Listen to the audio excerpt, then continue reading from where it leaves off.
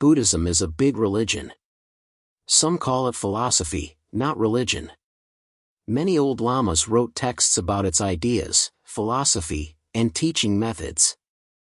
Though it's too complex to fully explain Buddhism briefly. Buddhism started in India and spread quickly to nearby countries. Nowadays, over 500 million people worldwide are Buddhists. Indian Buddhism also spread to Tibet, where it grew strong. Many deep works on Buddhist philosophy were written in Tibet, by Tibetan lamas, forming the religion we now call Tibetan Buddhism. Unlike other major religions, Buddhism doesn't have a single source for its philosophy. Instead, wise lamas wrote many texts. Buddhism evolved, and now it's represented by three main traditions: Hinayana, Mahayana, and Vajrayana. In Buddhist medicine, the spirit is seen as primary, while physical health is secondary. It's just a result of a person's inner state. Therefore, the fundamental principle of Buddhist healthcare is very simple: happier people get sick less. If in our Western medicine treatment ends with a pill, in Buddhist medicine, it's just the beginning. The main focus is on the patient's mindset when taking the medicine. A Buddhist thinks, I took the pill, so I'll get better. It will be good for me, but it would be even better if everyone with a sore throat also got better, and it would be wonderful if nobody in the world had a sore throat at all. This positive attitude, not dwelling on one's own health problems and not even entertaining the thought that the pill won't help, is the guarantee of a Buddhist's recovery. They believe that the best medicine for any illness is a constant feeling of happiness and a willingness to share it with others. However, they don't reject pills, physiotherapy, surgery, or disease prevention through vaccination and immune system strengthening. On the contrary, they use all of these just like everyone else, perhaps even more thoughtfully. Buddhists get the same illnesses as followers of other religions, and atheists. The main difference lies in understanding the cause of illness. For a Buddhist, the cause of any illness is their karma. It's challenging to find a single synonymous word for karma, from our perspective. In this context, karma refers to the distant consequences of a person's past actions. If the actions were bad or unkind, the person is doomed to get sick. What exactly they'll get sick with isn't so important. Karma isn't a diagnosis, but rather repayment for a deficit of kindness towards others, not just humans but all living beings, emphasizes the personal physician of the Dalai Lama. From this, however, arises an uncomfortable question for Buddhism.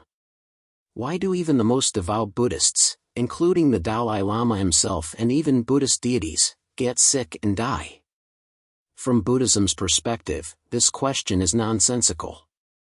Buddhists don't live just one life, they continuously journey from one life to another. Perhaps one life isn't enough to repay all the debts accumulated in previous lives. A Buddhist's death comes in 8 stages. The first 4 are well known to Western medicine. In the first stage, muscles and bones weaken. In the second, bodily fluids, blood, lymph, hormones, and others dry up. In the third, the fire weakens, and the body cools down. In the fourth and final stage, movement stops, the heart, lungs, and other organs cease. At the very last stage, a skilled yogi can linger for days, weeks, or even months. Essentially, they're a corpse, but there's no decay, and an aura forms around them that makes those nearby feel good. However, for ordinary Buddhists who don't possess this technique, dying is allowed a maximum of 72 hours, no longer. The main principle of Buddhist medicine is a positive mindset for the patient. Western medicine has unconsciously used this approach in various psychotherapy schools for a long time. However, intensive research into this phenomenon has only been happening for the past half-century. Researchers use various devices to measure a wide range of physical and chemical indicators on test subjects, trying to determine which ones are reliably influenced by human emotions. So far, it's been shown that a person's positive mindset strengthens their immune system and consequently, their body's resistance to diseases. But this has been known even without Buddhism. Nobody has died from happiness yet, but people definitely die prematurely from anger, sadness, and other negative emotions. Buddhists say that the 6 main obstructive emotions, attachment, anger, confusion, jealousy, and pride, can give rise to 84,000 combinations. Under their influence, we speak and act, and when the results of these actions return, they're unpleasant. We become disliked by others, accidents happen, things don't work out. And in those moments, we don't realize that we've sown the seeds of the cacti on which we're now sitting. We think others did it, try to retaliate, and then again face troubles and illnesses. Gradually, from life to life, we accumulate wisdom and begin to consciously engage in actions that lead to happiness. So, it's not about evil, but about foolishness in Buddhism. Buddhists don't discard one half to make the other work. Instead, they adhere to a perspective that considers all possibilities and utilizes them for the greatest benefit. By doing so, we create a foundation for genuine and enduring happiness. That's our goal. When a person dies, their mind retains negative impressions from their own statements that contradicted their beliefs or from situations where they turned a blind eye. If we spoke contrary to what we thought, after death, we find ourselves in a terrible, very confused state of mind. According to Buddhists, speaking contrary to one's thoughts is very harmful. And it will reflect on our entire life, including our health. Meditation is highly important for Buddhists.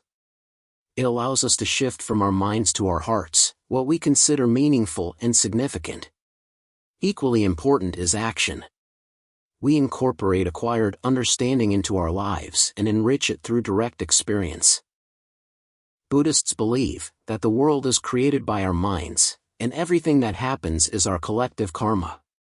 What is solid represents our pride or equalizing wisdom. Everything fluid embodies our anger or mirror like wisdom. Everything warm reflects our desire, or discerning, wisdom. Every movement symbolizes our jealousy, or experiential wisdom, and space, when perceived as something dividing, represents our ignorance. However, when seen as an encompassing container that holds and connects everything, it embodies pervasive intuitive wisdom. Thus, everything is mind. The state of your thoughts and feelings will affect your health, both physical and mental. If we look at the historical development of Buddhism in the context of medical knowledge, we can note that Buddhist monks practiced medicine and provided medical assistance to the population long before the first Christian orders. This was particularly evident in their care for lower castes, as in Hinduism, doctors were not supposed to pollute themselves by touching members of lower castes. Medicine was considered the last element monks could possess, along with clothing, food, and shelter. Naturally, Buddhist medicine was significantly different from modern medicine, blending medical knowledge with philosophical views. The gaps in the medical knowledge of early Buddhists were filled with more abstract concepts from Buddha's teachings. For example, the well-known principle of not causing harm to living beings, ahimsa, practiced by Buddhist monks engaged in medicine, can be seen as equivalent to the Hippocratic Oath. Spirituality, without religiosity, and specific practice methods, such as meditation, is what distinguishes Buddhism qualitatively from other religious systems. Buddhism is ready to help both the dying person and their loved ones, offering advice for both sides. In a situation where a person traditionally sees themselves as powerless, Buddhism provides an opportunity for control over what's happening.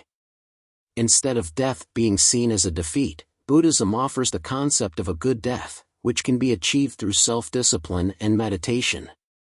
Buddhism teaches us that sickness is one of the 4 types of earthly suffering that we can't completely avoid. Illnesses will inevitably come across our life journey, whether it's our own or that of our friends and loved ones. In conclusion, based on the above, we can draw the following conclusions.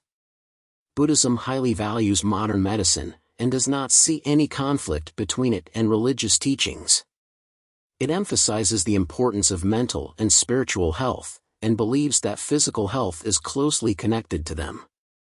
Buddha recognized the importance of medicine and healing, stating that it leads to prosperity and happiness.